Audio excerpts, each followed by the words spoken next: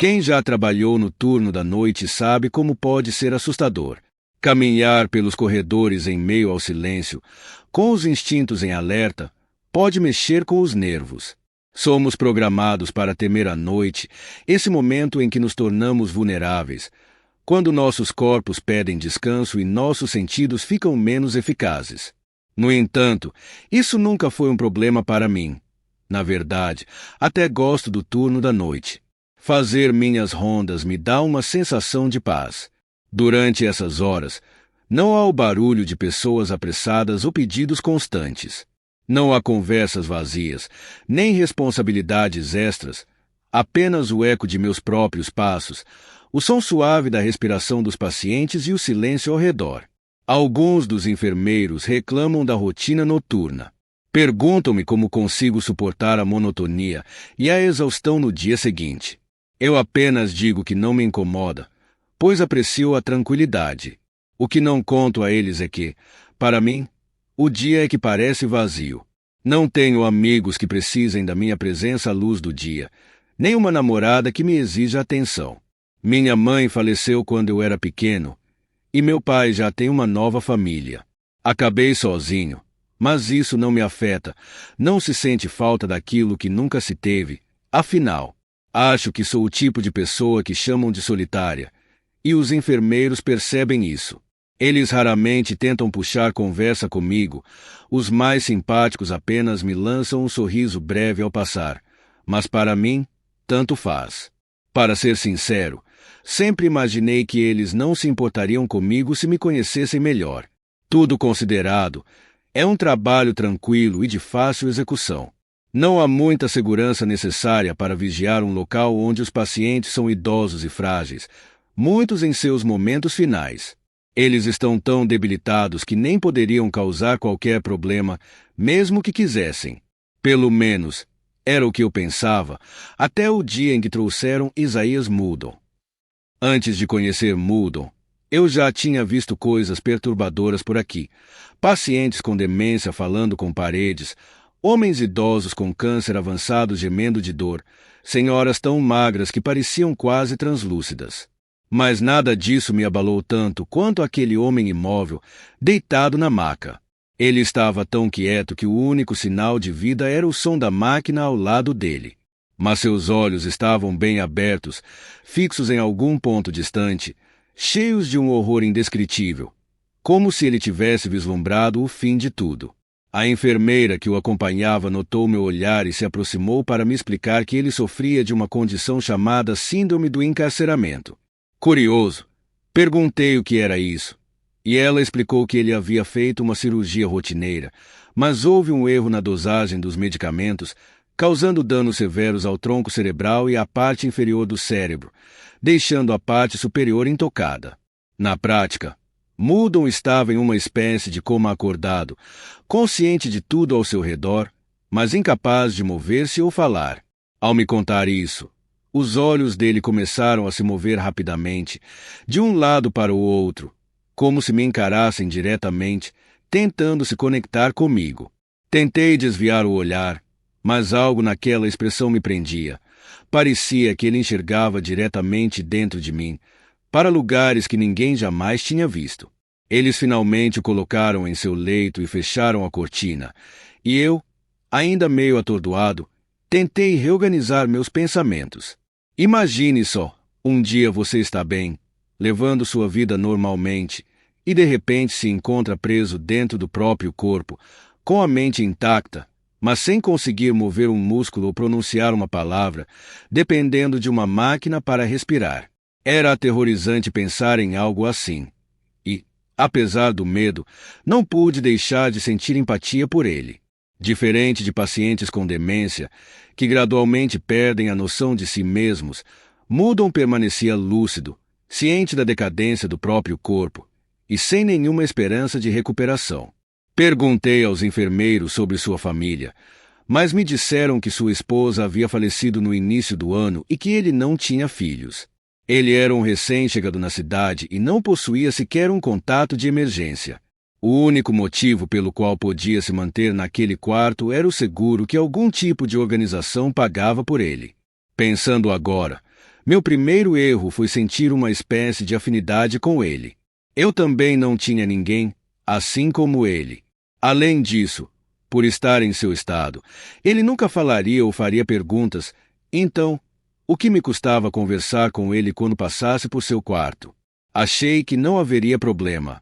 No início, falar com alguém assim me parecia estranho, mas aos poucos fui me acostumando. Comecei com conversas comuns, falando sobre o clima, esportes, as notícias. No entanto, logo percebi o quão vazio era tudo isso e me senti frustrado. Aos poucos, passei a compartilhar um pouco mais. Comecei a falar com ele sobre os livros que eu lia.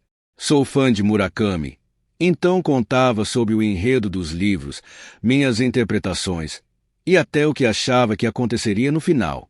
Com o tempo, minhas visitas noturnas ao quarto de Muldon tornaram-se quase um ritual.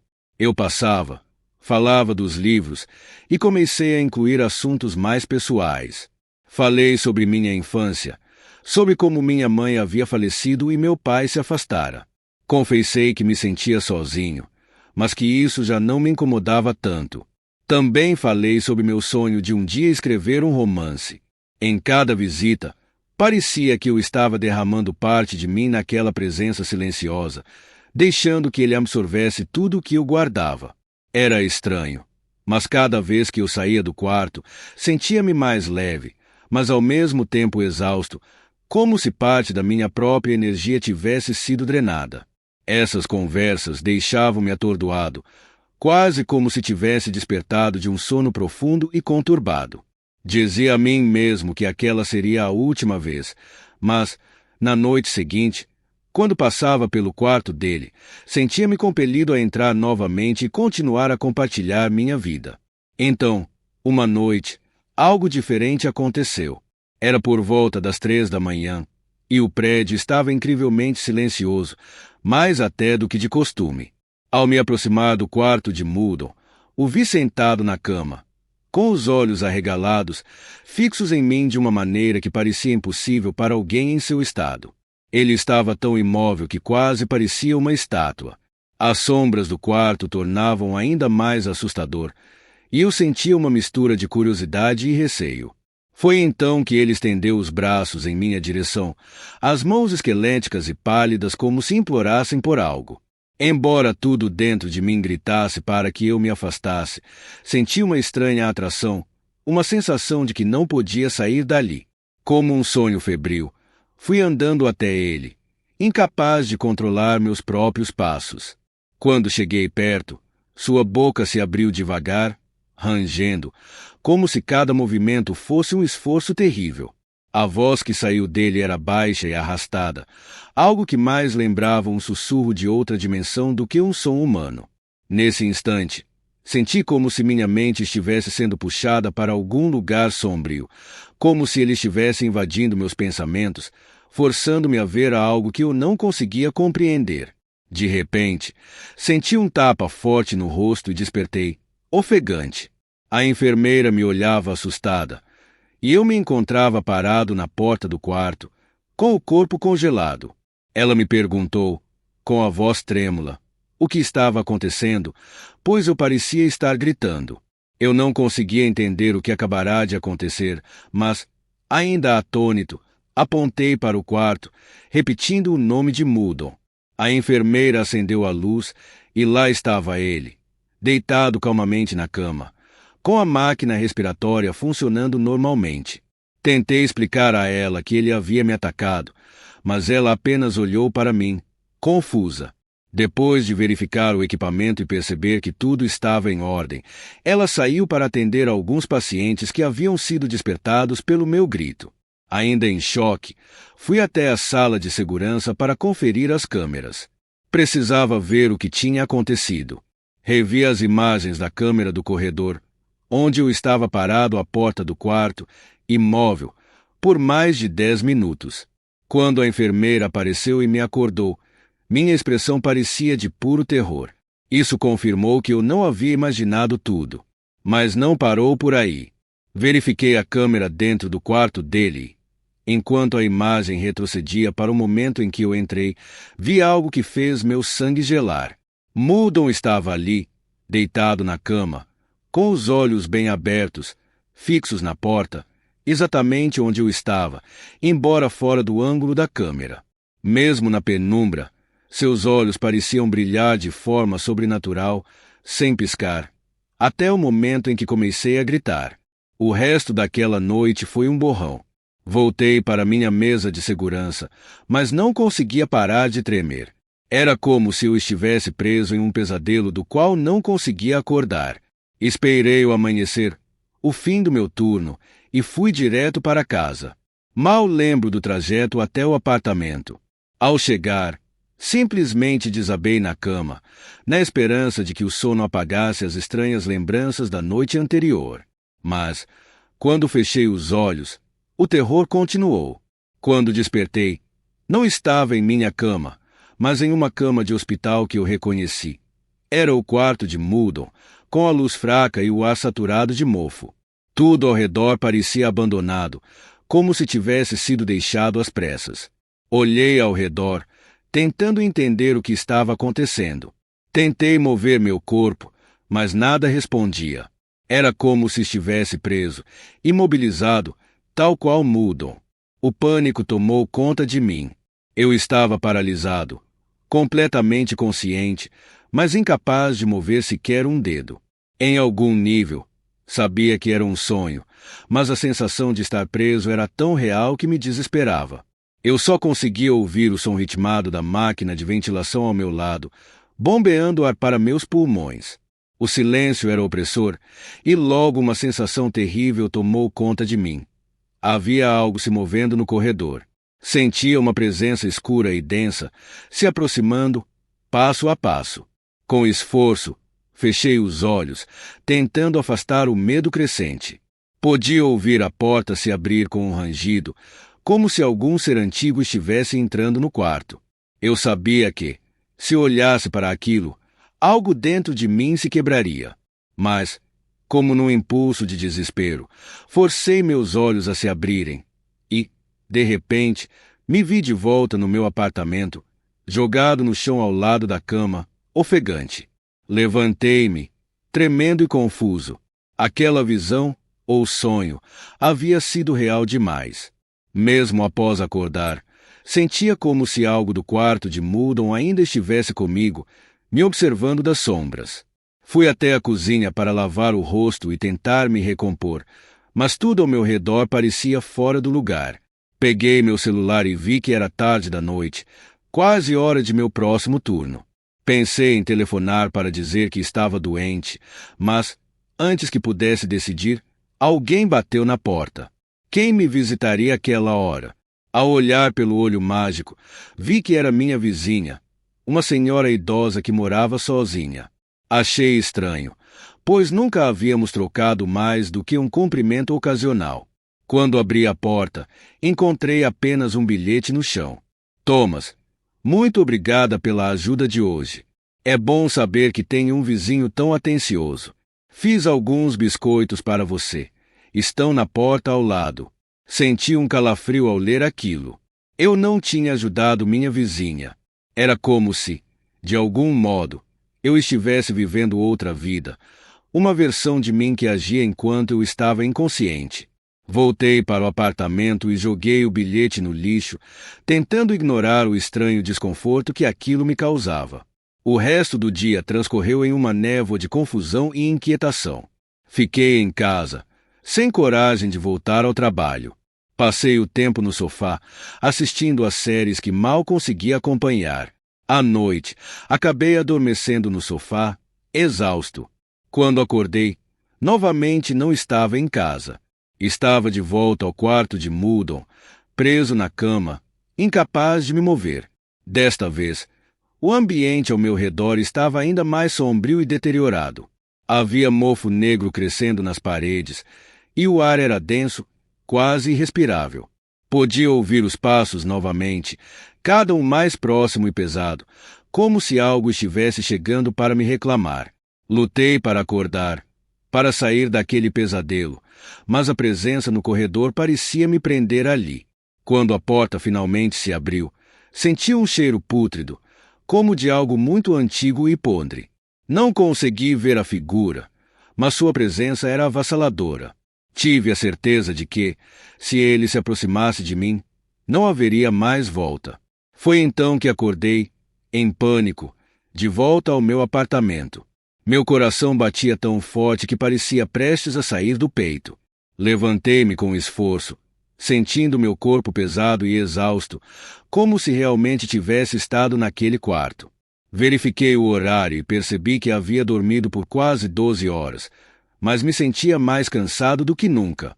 Sabia que precisava de ajuda, que algo terrível estava acontecendo comigo, mas não conseguia entender o que.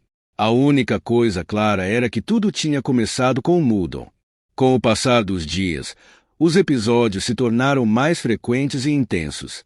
A cada noite, eu acordava em lugares estranhos, sentindo a presença daquela figura, como se algo estivesse tentando me arrastar para o quarto de Muldon. Eu estava perdendo o controle da minha própria vida. Horas e até dias desapareciam da minha memória. Sentia-me cada vez mais exausto e fragmentado, como se estivesse sendo consumido de dentro para fora. Em uma dessas noites, ao revisar meu celular, encontrei uma mensagem estranha. Era de um número desconhecido, assinado como Amber. A mensagem dizia algo como: "Foi ótimo te conhecer ontem à noite. Não costumo fazer isso, mas foi especial. Fiquei perplexo. Eu nunca tinha conhecido alguém chamada Amber, muito menos na noite anterior. Minhas mãos tremiam enquanto desbloqueava o telefone para verificar o histórico de chamadas e mensagens. Parecia que, nos últimos dias, eu havia visitado vários sites de caridade e feito doações, algo completamente fora do meu perfil. Comecei a sentir um pânico sufocante, como se algo estivesse invadindo e controlando minha vida. Resolvi então acessar o arquivo de gravações do meu celular e, para meu choque, encontrei um áudio intitulado Play Me. Ao dar play, ouvi minha própria voz, mas havia algo errado no tom. Era eu, mas parecia calmo, controlado demais, quase frio. "Thomas", a voz começou, "não se assuste. Sei que tudo isso deve ser muito confuso para você e peço desculpas. Raramente os vasos, resistem tanto quanto você. Então considere isso uma qualidade única. Você não era meu candidato ideal, mas precisava fazer a transição. Meu corpo atual está danificado e logo não poderei habitá-lo mais. Preciso de um novo lar, Thomas. E você foi o escolhido." O tom da voz se tornou sombrio, ameaçador. "Você sente que nunca encontrou um propósito, não é? Sempre se sentiu invisível, sem valor, como se o mundo não precisasse de você. Bem, posso oferecer-lhe significado, um papel importante. Deixe-me tomar sua vida, Thomas. Prometo que serei amado e adorado, que farei a diferença neste mundo. Entregue-se a mim e descanse." No fundo da gravação, ouvi uma espécie de cântico baixo e gutural, algo tão horrível que me fez arremessar o celular contra a parede, despedaçando-o. Fiquei ali, em meio aos pedaços do telefone, meu corpo congelado pelo medo e pela descrença. Algo estava tentando me substituir, usando meu corpo como se eu fosse apenas um recipiente vazio. E esse algo era Muldon, ou, pelo menos, algo que habitava Muldon. Aos poucos, uma sensação de desespero tomou conta de mim. Eu sabia que tinha que lutar contra aquilo. Mas como? Eu precisava ficar acordado, manter-me alerta, impedir que essa entidade tomasse conta de mim enquanto eu dormia. Tomei uma decisão. Usaria todos os meios possíveis para me manter desperto. Peguei pílulas para caminhoneiros, preparei litros de café e fiz de tudo para não fechar os olhos. Se eu caísse no sono, sabia que ele tomaria o controle. As horas se arrastaram. O silêncio ao meu redor se transformou em um inimigo constante. Eu podia ouvir um leve arranhar na porta, como se algo estivesse do lado de fora, esperando o momento certo para entrar. O tempo passava devagar, cada minuto mais agonizante que o anterior. Na manhã seguinte, exausto, fui até a janela e vi a luz da manhã finalmente romper o céu. Havia conseguido resistir por mais uma noite, mas sabia que não poderia continuar assim por muito mais tempo. Minha mente e meu corpo estavam no limite e eu precisava de respostas.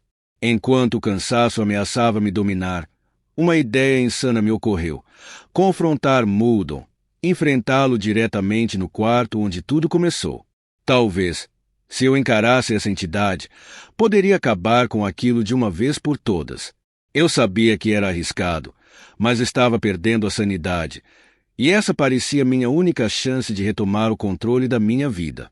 Naquela noite, fui ao hospital decidido a encarar Muldon.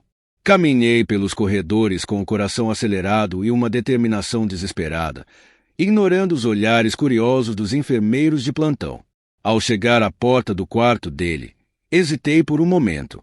Podia sentir uma presença densa e escura do outro lado, como se todo o ar ao redor tivesse sido sugado para dentro daquele aposento. Respirei fundo e entrei. Muldon estava lá, deitado na cama, imóvel como sempre, mas com os olhos fixos na porta, como se estivesse me esperando.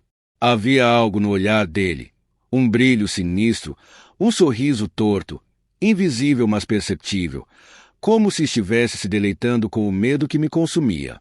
Aproximei-me dele lentamente, cada passo tornando o ar mais pesado, o silêncio mais espesso. Quando cheguei perto o suficiente, sussurrei, quase como uma súplica: "O que você quer de mim? Por que está fazendo isso?" Os olhos de Muldon pareciam se arregalar ainda mais, e eu senti um arrepio subindo pela espinha. Foi então que, de alguma forma, ele conseguiu sussurrar, sua voz saindo fraca, quase inaudível, mas carregada de uma malícia profunda: "Quero viver através de você." Essas palavras rasgaram o silêncio e ecoaram na minha mente como uma sentença definitiva. Antes que pudesse reagir, senti uma pressão intensa na minha cabeça, como se algo estivesse tentando entrar em minha mente, invadir meus pensamentos. Caí de joelhos, lutando contra aquela sensação de escuridão que se espalhava dentro de mim. De repente, a porta do quarto se abriu e uma enfermeira entrou, chamando meu nome. O som de sua voz me trouxe de volta à realidade. O peso se dissipou e, quando olhei para Muldon, ele estava mais uma vez inerte, os olhos fechados, como se nada tivesse acontecido. A enfermeira me ajudou a levantar e perguntou se eu estava bem. Incapaz de explicar o que havia acontecido, apenas murmurei algo sobre me sentir mal e deixei o quarto rapidamente. Saí do hospital sem olhar para trás. Ao chegar em casa, joguei-me no sofá, exausto e derrotado. Sabia que aquilo não acabaria ali. Aquela entidade, aquele ser que habitava Muldon, continuaria tentando até conseguir o que queria. E eu estava perdendo a batalha, ficando mais fraco a cada noite. Fiquei acordado pelo maior tempo que consegui, mas eventualmente o cansaço me venceu e caí no sono. Naquele sono, senti a presença dele novamente, cada vez mais próxima, invadindo minha mente, assumindo o controle de mim, pedaço por pedaço. Ele não precisava da minha permissão, apenas da minha exaustão, para tomar conta. Agora, escrevo este relato como meu último esforço para resistir. Não sei quanto tempo mais tenho antes que ele assuma completamente. Talvez alguém leia isso e entenda o que aconteceu. Talvez alguém evite passar pela mesma coisa. Mas, ao que tudo indica, logo serei apenas mais uma sombra, uma vítima da vontade insaciável de viver que a entidade dentro de Muldon possui. Para quem lê isso, lembre-se, algumas portas nunca deveriam ser abertas, e alguns mistérios nunca deveriam ser enfrentados.